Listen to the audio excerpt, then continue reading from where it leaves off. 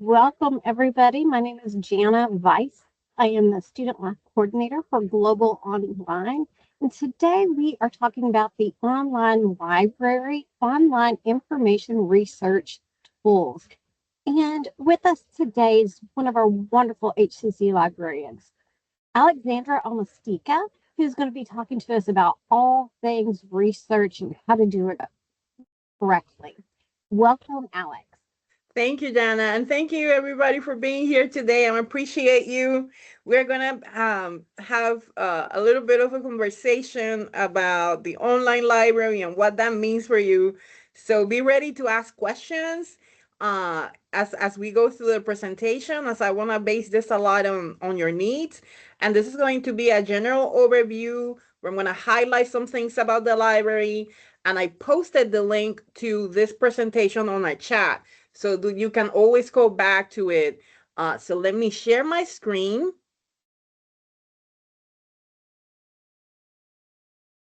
Okay, there you go.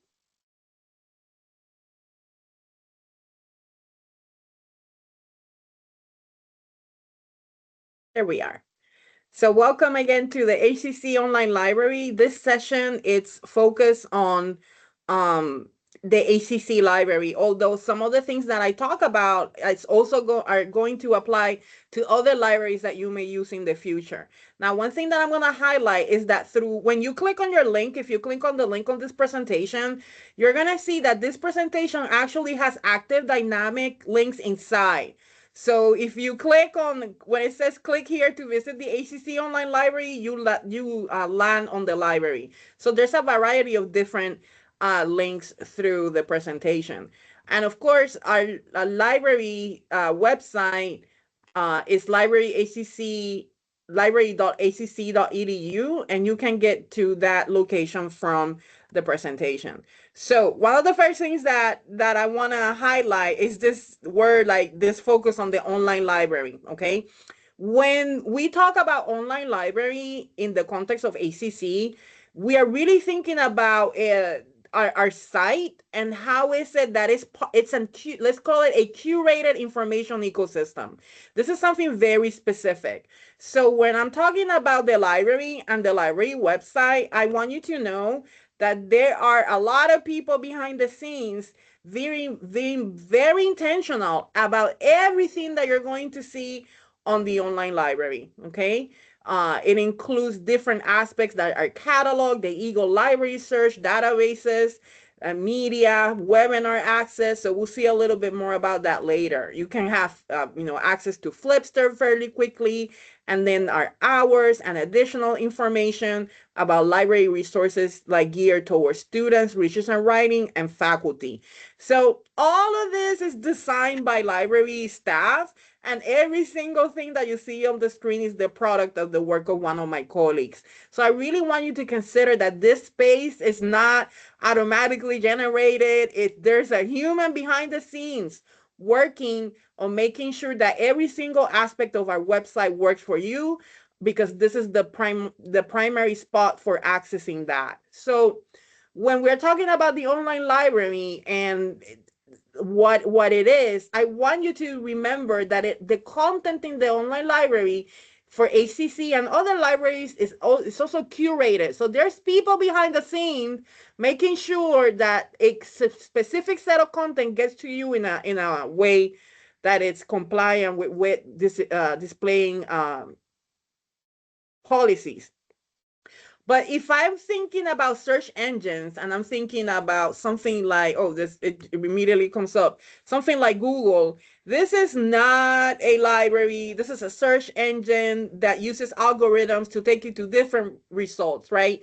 So there is a dramatic difference between the information that you can find in an online library like ACC and what you use Google or any other search engine to find information with. So I want you to keep that perspective in mind. So when we are working on the online library, we talk a lot about authority, providing access to a students free of course. What is the purpose of our site and the resources that we place there? Not just popularity or what might be placed there or altered by an algorithm. So it's not the same. And I always want you to keep in mind that idea of an online library website for any educational institution versus what happens when you're using a search engine. Okay, so although this session is about the online library, I do have to share a little bit of our physical spaces.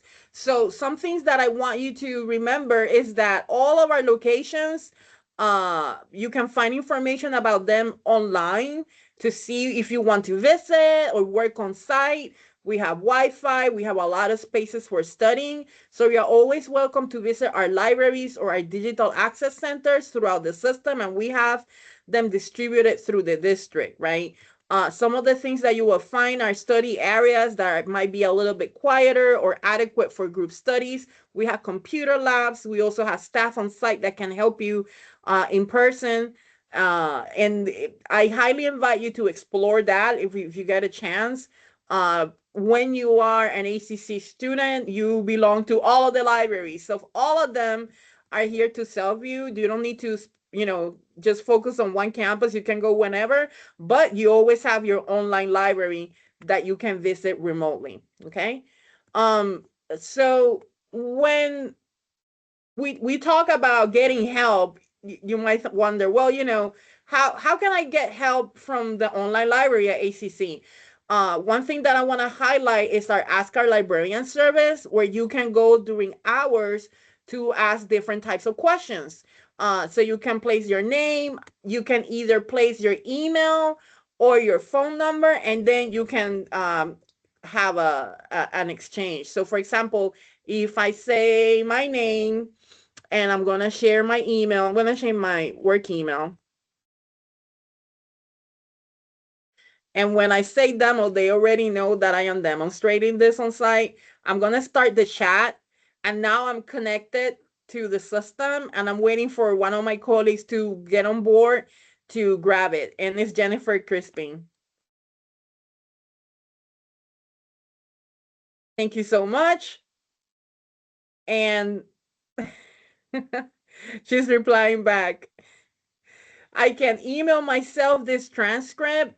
I can also close that and say that she did great because she always does, and submit that feedback. If you want to add comments, you can do that. But you saw a quick interaction. Now, if you notice, I have a copy of the transcript of my conversation with my colleague. So if you are in chat with us, you can email yourself this transcript to any type of email address that you press here. If you put your phone number, you are not able to get that. So I highly recommend that you try our chat feature. And you see now that I am disconnected. So remember that from the presentation, I have an active button here for Ask a Librarian. But if you are on our homepage, you can even press this Ask Us blue button right here, and you bring that chat opportunity up. Okay. Now, something that is a little bit interesting, I would say this. If you like working at, let's say, 2, 3, 4 a.m. in the morning, we are not going to be able to chat with you at that time. But having said that, we have a high number of students that actually work on a lot of assignments like after 12 a.m. And there's some parts of the sites that are very active. So let's say it's like 3 in the morning and you have a question. What I recommend you do is that you go to the Ask a Librarian and then you engage the system and then you can upload that question. Now the next day when we get in the library around 7:30, and between 7:30 and 8:30 we start seeing your messages, right? The system already keeps them. Then we can capture your question and then follow up the next day. Okay, so just because we're not there when you're working, that doesn't mean that we are not going to get back to your question. We will actually. And in terms of online interactions, we are online between 7:30 and 9 p.m. at night, like 8:45 Monday to Thursday, between 7:30 and 4 on Fridays, between 9 to 3 on Saturdays, and then on Sundays, the physical libraries are closed. The online library is still functional with all its access, but you have librarians online between noon and 6 p.m., which is a really good, great time if you are working on your Sunday task before the next week. So at this time, I'm gonna stop for a second and see if you have any questions from uh, our participants or any other points that you want me to clarify. If you don't have a question, tell me no on the chat. Let's see.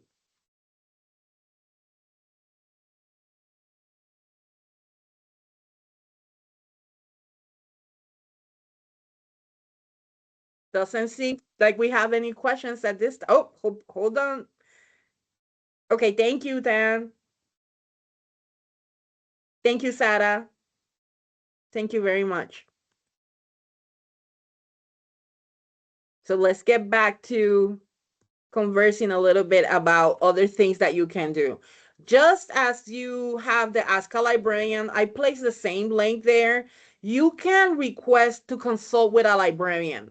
So, for example, if you wanted to work with me or any of my colleagues one-on-one via a WebEx meeting, we can set an appointment with you when we hold the room open so that we can just work with you remotely. And then another thing that it's really popular at this time are our webinars. So if you wanted to find out different types of webinars that are happening in the library, you can do so and sign up for them. Okay, there are a lot of new topics coming on board, and there's always something going on through it, right?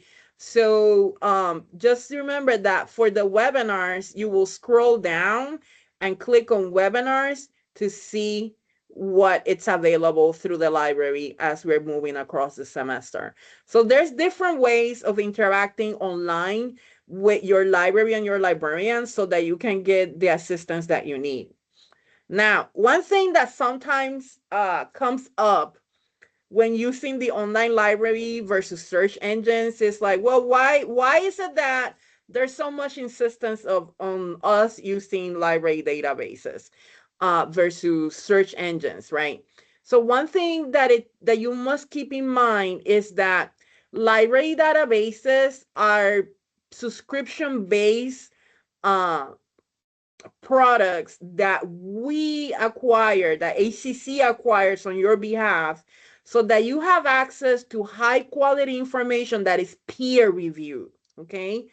Um, when we talk about search engines, we are talking about programs that are crawling the web to find something that matches the words that you are using in your queries, right? When you ask a question online, when you use keywords.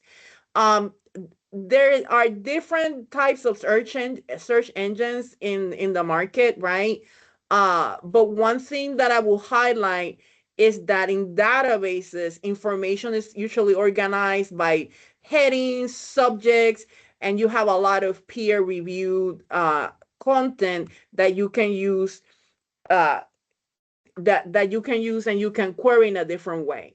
So there's different ways about thinking about databases via online libraries versus when you're working with search engines. So one thing that is important for you to remember is that the search engines themselves do not necessarily have access to the library databases. And when I'm talking about library databases, I can tell you that there is a broad range of resources out there and different types of databases that academic institutions, not only across the United States, but around the world use, right? So the way information is created and disseminated these days in academia feeds into library databases. Versus when you are using the web, you are looking at the entirety of the web, and then you hope that the algorithm works in your favor when you're trying to find different results. Some people ask me about, well, what about if I use Google Scholar? Okay. And this is where when you have to be very cautious as to not paying for information online. So for example, Google Scholar sometimes will take you to different sites where you can actually retrieve articles and pieces of information. While at the same time, you will notice that whatever site you landed on may ask you to pay for the content that you're seeing on the screen. An article from a journal could be $12, $45, different price levels, okay? So one thing that I always want you to keep in mind is that I want you to consider that if you happen to find a piece of information online that you want access to, and then you find a paywall that is forcing you to create a subscription or sign up for a service, that you may want to search for that same piece of information inside a library database. Because there is a chance that either we may have the same information piece or that we may find something similar that you might use when you are working. And that is very important for me. I never want you to pay for information when you already have access through the library, okay? So keep that in mind as you're going through your information searches and trying to find information that is in alignment with what you want. Another thing is that the web is not organized at this point. Way back in the day, it used to be a little bit more organized. We used to have web pages that try to have directories, but the web has now become too large for something like that. So in the databases, all the records in that database are organized so that it's searchable by different types of fields. And it's really interesting. And later on, we're going to talk a little bit about that. Um, so one thing that you will also find your faculty asking for is for you to use peer review process and peer review sources. So that's really important because when we use peer reviewed sources, what we are using are sources that have been evaluated by experts in the field, okay? This is in contrast maybe to a popular source that might be a little bit different. Like, for example, I have a copy here of Texas Highways, right? So Texas Highways is not peer reviewed. It is a popular magazine, so it will have valid information, but there's no experts in the field evaluating a study or necessarily sharing results of their academic pursuits. So this might be considered a popular magazine, but it's not peer reviewed. Okay. In academia, that context, that idea of peer review really gives weight to the authority of a source and how much we can count on that source being something reliable. So I want you also to consider that as you are going through your information search process. And in the library, we have access to popular magazines. When I was showing you um, the page, you have this carousel that has the New Yorker and Bon Appetit, and there's additionals, and we have even more publications like this, and I'll show you a little bit about that later. So we do have a mix of materials for you to use, but when a professor says peer review, I always want you to identify that, and we'll see in a bit how that looks. So one thing that I didn't used to talk too much about, but um, it's becoming very important is to talk about books, you know. And the reason, and this might sound interesting, right? So now all of us are like using our phones so much, and we're used to scrolling and consuming information in a way that is immediate, right? And sometimes when you're working here in college, you're going to have some professors that are going to ask you to use a book or use a journal article. And journals are publications that now they're mostly distributed online, right? So as a student, it's important for you to always remember that an item like a book is something that is considered a monograph, okay?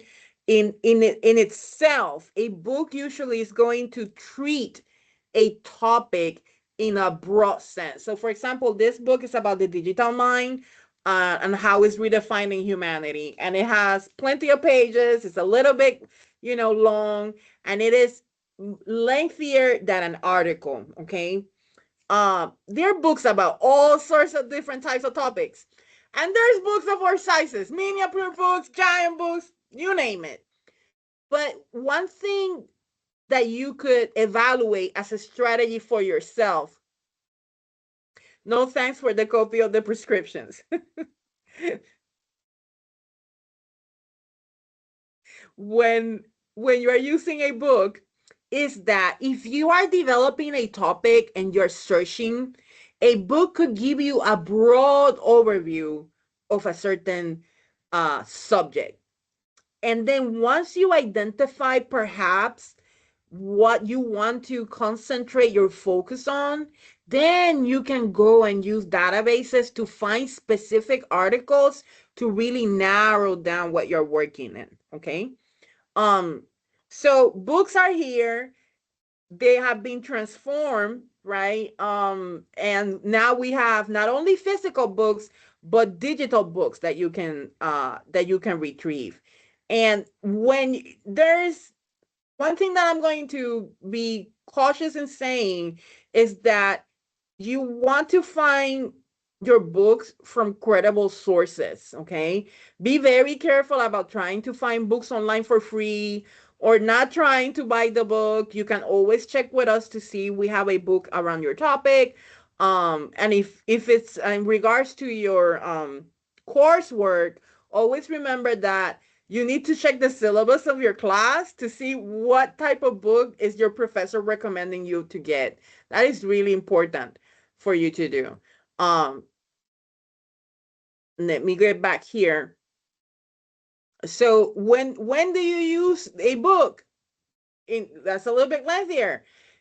You use it when you need a deeper dive into a broad topic, okay? And for us, we are gonna use, I have the catalog mentioned here, but we are gonna be looking at books from the Eagle Library Search.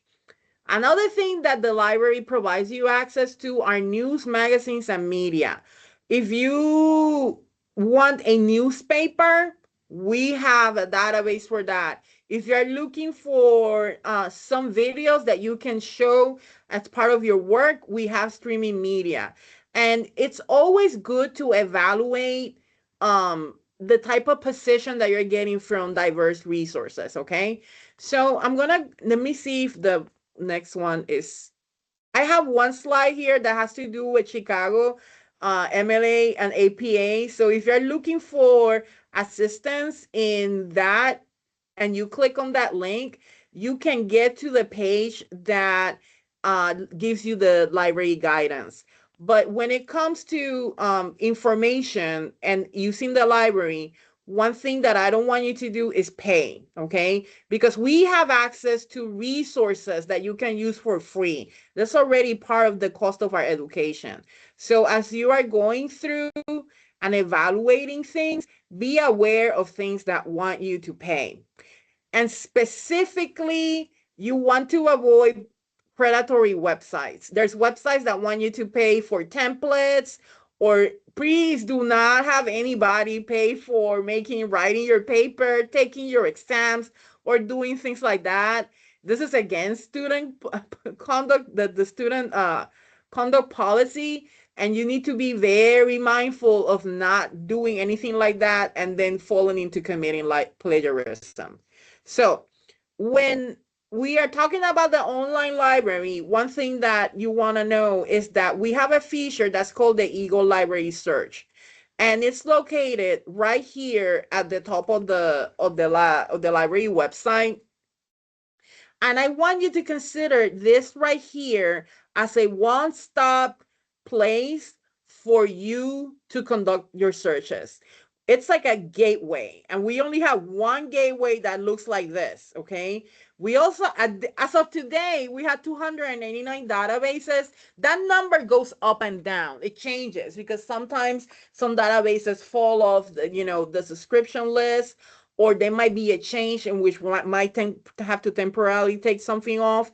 But usually, I've been working now with ACC for around 9 years, and we've always had more than 280 databases. So there's a lot of information out here, okay? So when I'm talking about the Eagle Library Search, I'm talking about this box. We also had the databases located further down, and we had the catalog. Now, our catalog is brand new. We just purchased and implemented a new system for finding items, and I'm going to demonstrate that. We had the Eagle Library search box, and then when I'm talking about the databases, I'm talking about this page that has a whole list of databases around different topics, okay? I'm going to stop here for 1 second because I want some feedback. As I am going into demonstrating some things, are there any topics that you might want me to look for? If you have a topic, you can place it on the chat. Let me see. And if you have an assignment coming up, that might be a good time.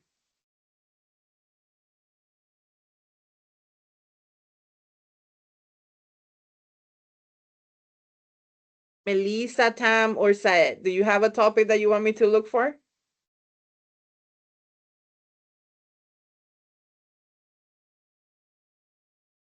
Oh, I see some people are typing. I'm nervous. Thank you, Syed.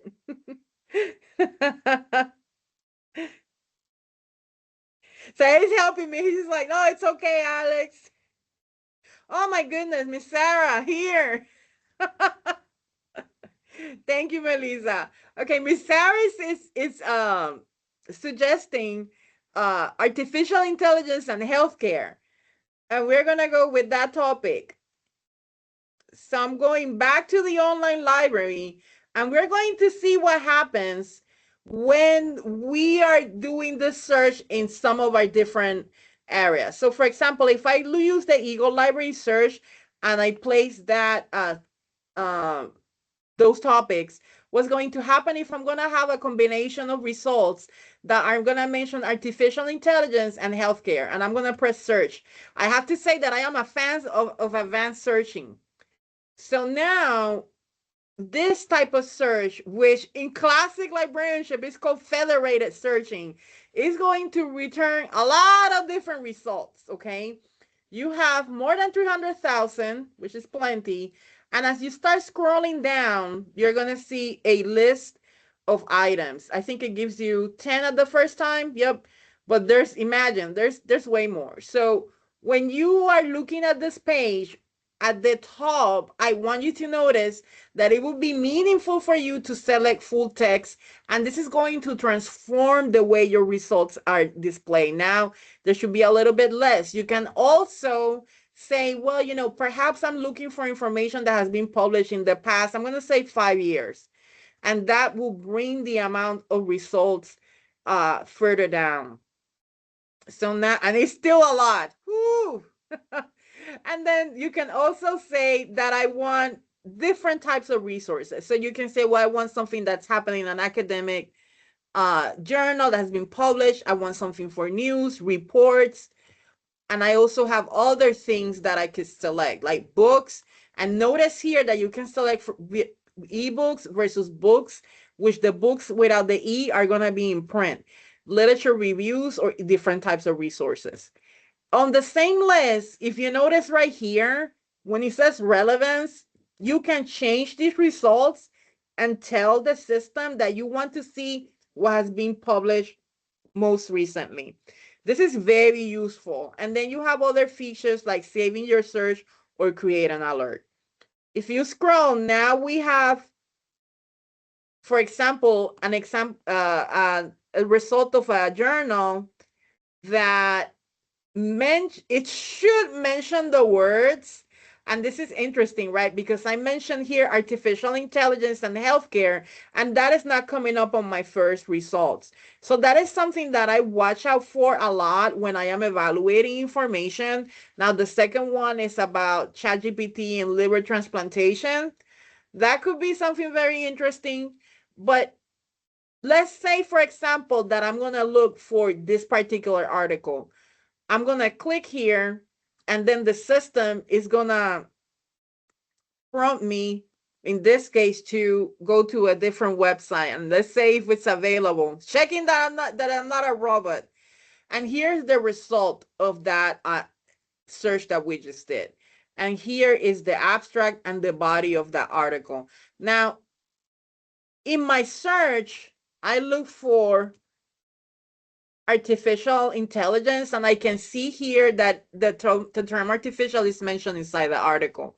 So it matches, and I'm pretty sure that let's say if I do healthcare, healthcare is mentioned there too, right? So I have a mention for it for 32 times. So although here, and even if I click, there we go, I didn't see it at the beginning, you can see that in the body of it, the words are mentioned, okay? So when you are doing your searches, you can also use that feature to identify if you see the words that you're looking for fairly quickly, okay? But if you don't, you can go within to find if it's present. um this way of searching is very powerful because in one single space you can have access to a unifying container of the information that we have across different databases, okay?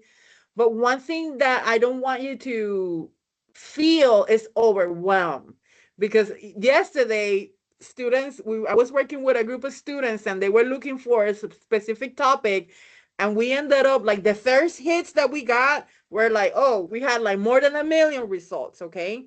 So when you have that, you need to narrow down, especially in that system, by adding additional words. Some people like using natural language when they write their query, just like if they were saying what they need.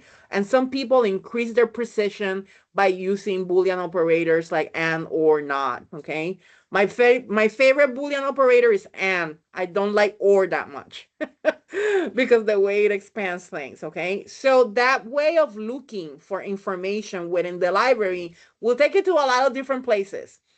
um and as you are conducting your search in an online library, ACC or any other institution, one thing that I advise you is to give yourself time to explore and play.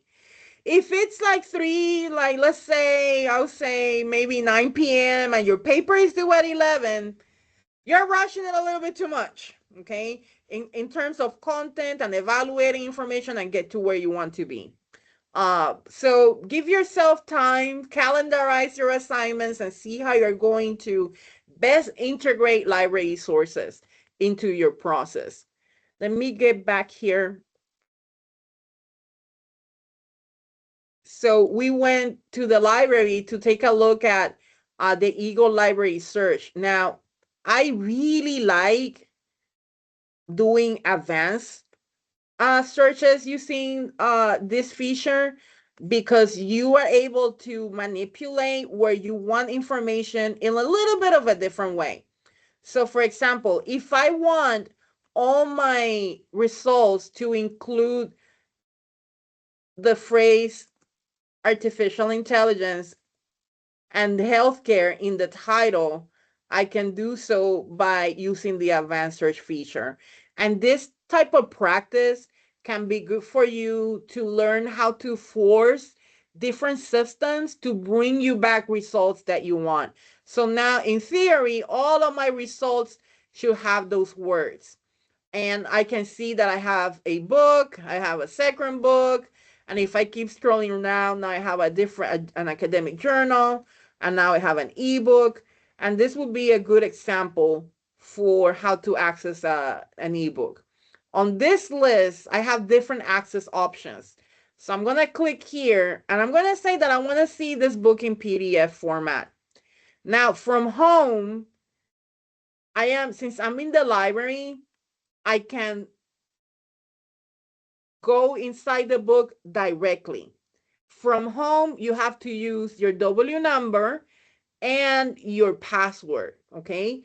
If for any reason it doesn't connect you, please get in contact with the library immediately, because as an ACC student, when you are enrolled, you have access to all of these resources, and that is very important. But if it doesn't work, you need to get in touch with us. So let's go look at that book that I found via the Eagle Library search, because I want you to notice something about the system. In front of us, we have the content of the book, so we can navigate through it and see what it is about.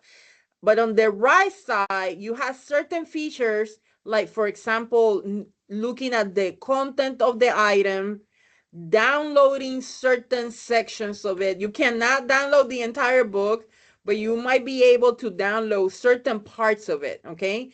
So, for example, this publisher allows us to get how many? Let me see. The current page, and then for this item is 100 pages from the book. So you can do maybe one chapter or a combination of pages. So this is a way of getting that content on your computer if you wanted to do something like that. Another thing on the right side that I always highlight is that you are able to generate examples of citations, right? Within the system in the style that you like. Like right now we're in APA 7th, or if you are working in MLA, then it's the 9th edition. These are the elements of the citations, but they're not perfect. So don't copy and paste this, because if you do that, it's not going to be correct. You still have to make sure that it's right. And then if you remember back in our homepage, if you go to research and style guides, from this area, you can get a list of different types of styles and guidelines for them, okay? So when I am looking at this result, let me see where I put my book on my tabs. Here we go. I'm back in my book. One thing that I love about this type of interface is that I can also search within. And I'm gonna type health. I'm gonna type a different word, ethics. No results. So the word ethics is not mentioned in the book, and that is interesting. That in a book about AI and healthcare, that is not mentioned. Systems. The word systems is mentioned 54 times in the item. And when I scroll down, I can see what pages that word is mentioned. So when you are, let me see something here, ChatGPT. ChatGPT, DALL-E, definitions and core subsets of AI. So there's some types of definitions in which they are mentioning and giving a timeline about AI. So that's interesting within the context of the book. So that feature where you can actually go inside a book and search for certain words could be relevant for you if you want to evaluate how appropriate a source is for you as you're searching for information. I know some of us are pressed for time regularly, so we don't have a lot of time to read a book cover to cover, but this is a way of identifying inside what you can find in a fairly quickly manner, okay? So let me get back here. We were looking at a book that I found through the online library. I'm gonna go back. We did that search, right? That was a little bit more precise. And notice there are other ways of searching too. You can select subject, journal, abstract. So there's a lot of different ways of accessing information through the system. But all of the things that I am showing you right now, I got straight from just this little Eagle Library search box. If you notice, I have words that are now being kept by computer. And sometimes the more searches I make, the more you're going to find. So in that regard, I never want you to think that if you perform a search, that you're always going to get the same results. You might perform a search today and do the same search tomorrow and get different results. So it's really important for you to capture the information about an item that you may want to locate. Okay. Now, if you, for any chance, I know this is about the online library, but let's say for a moment that you would like to find something at a library. You can always, for that particular search, I consider that you should use the catalog. So I'm going to repeat the same search, but instead of using the Eagle Library search, I'm going to use this catalog box at the top, putting the same terms. And now you're going to see a little bit of a different interface, okay? This is brand new for ACC libraries. And let's say that, for example, today I might be at, let me see which library. I'm going to say Central Campus. And I'm going to say include.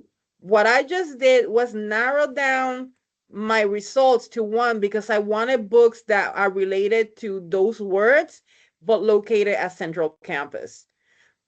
So the catalog is a really powerful way of looking at specifically books at this time, although we do have a lot of other materials. I'm going to do a little bit of a different search here for, let's say you were looking for a book about careers. I'm going to click search. And if you notice, these are all results that mention the word career. They are sorted. I'm going to sort them by publication date, descending. There we go. And if you notice, as I am like altering the parameters of my organization, your results are changing, okay? This one, for example, is an electronic book, number one, but we also have a copy of it in print. And let's go look at where that book is available. This one is here at A-Leaf Hayes. That's the library where I'm at. And that's just by coincidence. If I wanted to check other locations, I can see from here that Central has 783, West Loop has 559.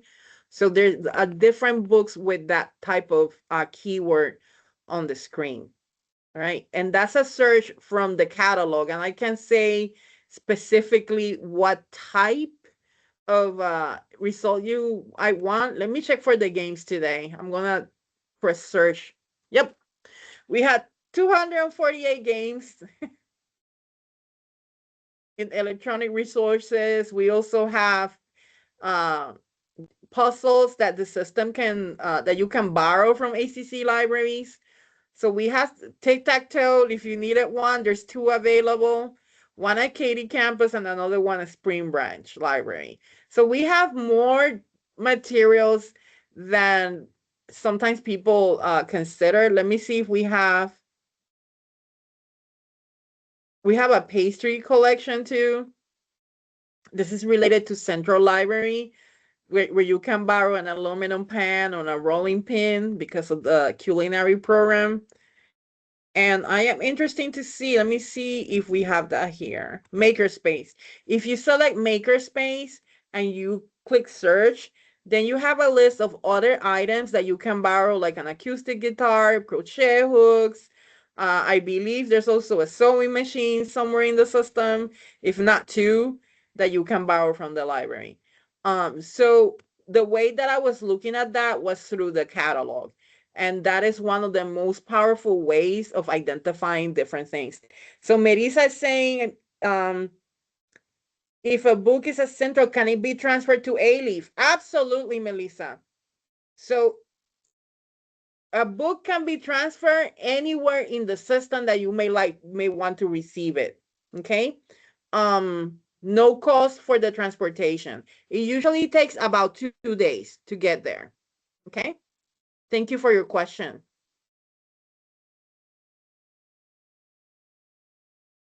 And that is if it's a physical book, right? If it is an ebook, It does go for all the other items too. So it might for all the books, yes. With the makerspace materials, we have to be a little bit careful. We have to check with that because I believe it should, but I will always double check by calling the library and making sure, because transporting the sewing machine, or a different type of item could be a little bit different. But if it's a small item, it should circulate. You're welcome. Um, when you are thinking about using the libraries in the online platform, so far, let me share this. We talked a little bit about Eagle Library Search to look at a lot of different things in the system, right? A lot of different topics, a lot of different materials, and the catalog to increase the precision of our search. Okay, so I use both of them depending on the question that I receive. If somebody's looking for a book title, like today, somebody was looking for a book called Smile, and I used the catalog, and I was immediately able to identify the book. It was actually this book, so that came out really quickly. But if I was going to use the Eagle Library Search and I just put Smile, I'm going to get results all over the place, right? In terms of where is that going to be? But this today is bringing the same book. I'm happy about that. Um, and then you have additional sources. So you can play around with both ways of looking at information and determine what gets you to the results in a way that it aligns better with the way that you like to search. Okay. Now, one thing about the library online that I want to emphasize is in our databases. In the presentation later on, I am sharing a few of my favorites. This so there's bias in this list, okay? These are some of the ones that I really like a lot, for a lot of different reasons. Like JSTOR is an incredible database for the humanities and the social sciences. And if you learn to use JSTOR and tell your professors that you're using JSTORs, your professors are going to be very happy, okay, that you're using JSTOR, okay? One thing that I like about a database like Master File Complete that is very unique is that in Master File Complete, and this is true for any database under ESCO, if you go to publications, you can actually find something that is very popular. You can find consumer reports, right? In addition to this information from a variety of magazines, news, and journals. But consumer reports is something that is really interesting. So if you ever wanted to see like the March, April issue on what is consumer report rely on, because it's April, so some people buy cars. So here's access to the best and the worst used cars. Now remember, I'm not endorsing anything, but this is Consumer Reports evaluation of an item, okay? And if you notice that, if you are not familiar with Consumer Reports, they evaluate a lot of different products across different areas. So Master File Complete is a very unique database in terms of how it provides access to magazines, and pieces like Consumer Report. Another database that is a jewel is Opposing Viewpoints. Why is Opposing Viewpoints a jewel? It's because it would allow you to browse issues. You can search, but if you have a topic that you don't know what to select to write about, it gives you a comprehensive list of issues that then you can evaluate to determine if this is something that you want to write about. So, for example, if I was going to work on a topic today that in which maybe let's say was a little bit controversial, I will maybe for today I will go with genetic engineering. And if you notice, when you're using Opposing Viewpoints, you can get on that particular topic and an overview would allow you to get preliminary information and some ideas about it. And then if I go back to my original list and scroll down, now I have what they're called the future viewpoints or additional viewpoints. So this database is very useful for those of us that have to work on opinion pieces or argumentative pieces for different classes where we want to make a point.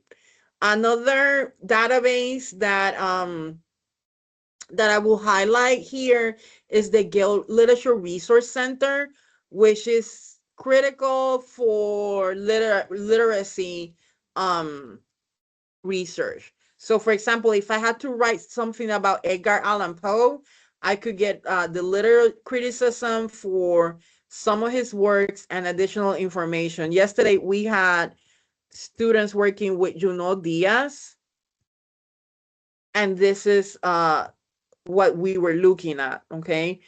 So most definitely, the Gale Literary Resource Center is an electronic resource that you may want to ask. Now, one database that I also like a lot is ProQuest Research Library, because it provides access to the same quality of peer-reviewed journals and magazines that you get through others that we have, but the interface is different. So when I talk about the interface, I'm talking about the way things look on the screen, okay? So, for example, right now I'm in master file complete, and this belongs to EBSCO, okay? That's the company. The database is master file complete. And one thing that I really like about the EBSCO interface is that if I click on master file complete, I can add additional databases to my search. So the way the screen looks is something that you should become familiar with in your searching for information. It is the same for Gale. Any Gale products looks in a similar way, and so does many of the ProQuest products, right? So when you are using the online library and you see those databases, perhaps you may have an inclination to pick one over the other, depending on the way you like to search.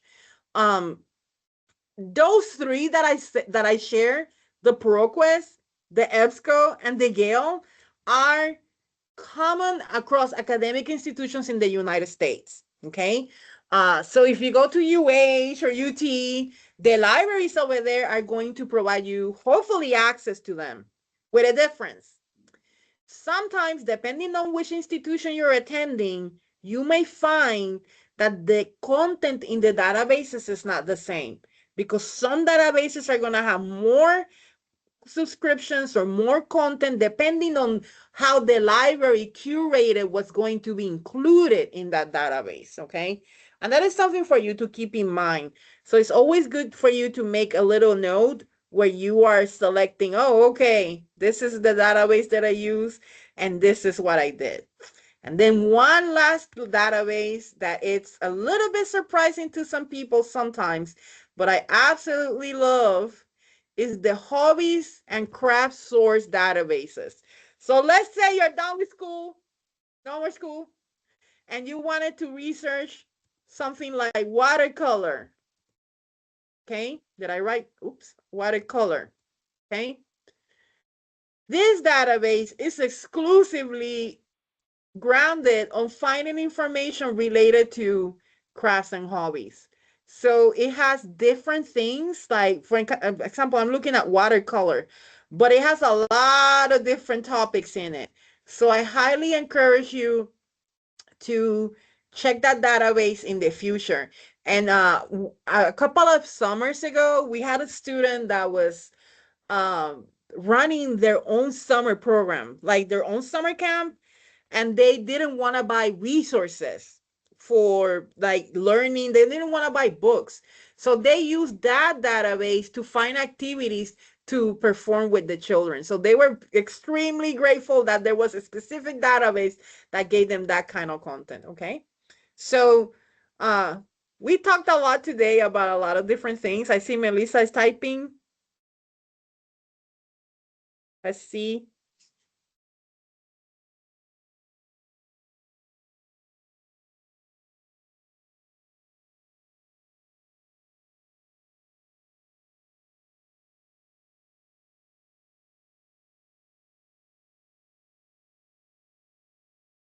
But one thing that I'm okay, I checked out the webinar you offer looks good. Okay, thank you, Melissa, for checking that out. Oh, So, guys, I really appreciate you coming here today. We cover a lot. The library has a lot. So if you take something away from today's interaction is that number one, that the library has a lot of content that is curated by a human that is being responsible for the content that we're placing there, right? And for facilitating access to you to it. And then number two is that we're here for you. We're at the ready to make sure that we connect you with resources that are appropriate for the academic activities that you are performing, right? And that are in alignment with the requirements of your class and things that you may want to learn. And we also have a lot of fun resources. So check us out online and let us know what we can do for you. And I appreciate the way that you interacted with us today and your attendance. Thank you so much. thank you everybody for coming. I hope to see you at our upcoming events.